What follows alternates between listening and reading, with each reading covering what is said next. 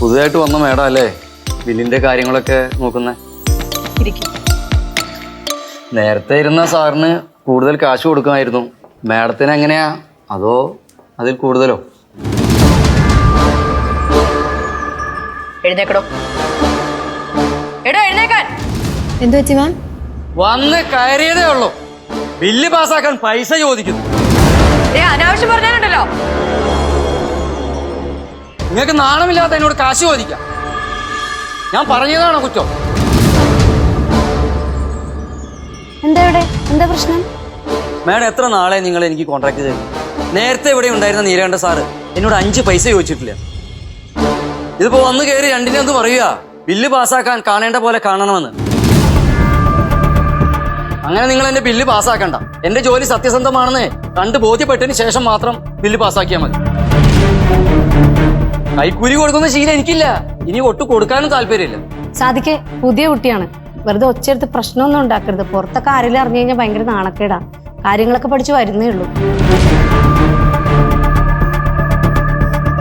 ഈ എന്നോടാണ് കൈക്കൂലി ചോദിക്കുന്നത്? ഇവിടെ എത്രയും സാറന്മാരുണ്ട്, ഇന്ന് വരെ ആരും എന്നോട് കൈക്കൂലി ചോദിച്ചിട്ടില്ല.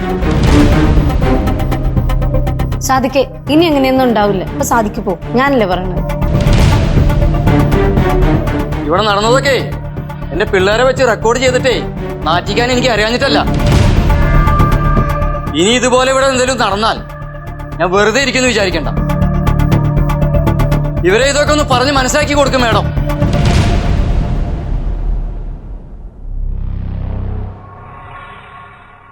ഇയാളൊന്നകത്തേക്ക് വന്നേ.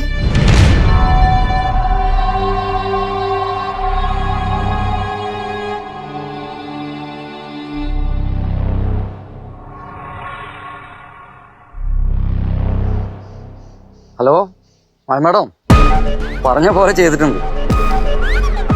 ഓ ശരി ശരി, എന്തെങ്കിലും ആവശ്യം ഉണ്ടെങ്കിലും വിളിക്കണേ. ഇതാണ് പറഞ്ഞത്, പാടത്ത് പണി വരമ്പത്ത് കൂലി എന്ന് പറയുന്നത്. പണി കഴിയുമ്പോഴേക്കും അക്കൗണ്ടിൽ പൈസ വന്നു.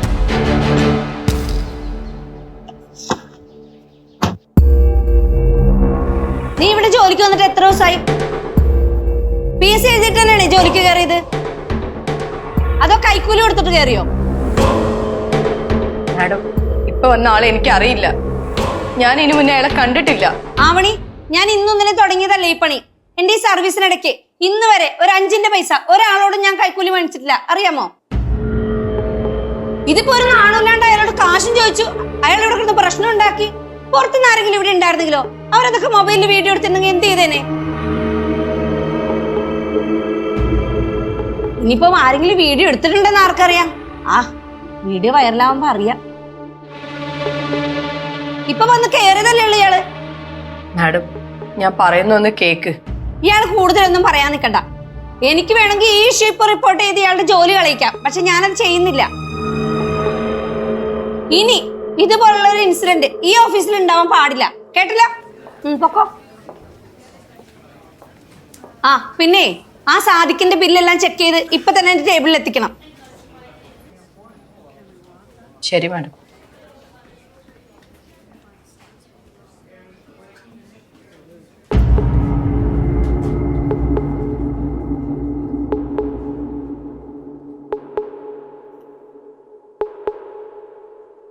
ഹലോ മായ മാഡം.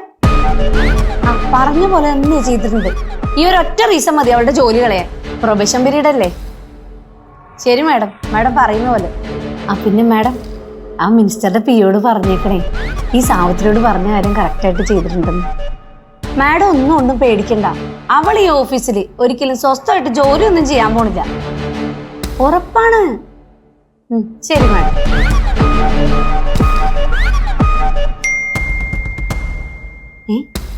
ഇത്രയും പെട്ടെന്ന് ക്യാഷ് ക്രെഡിറ്റ് ആയ?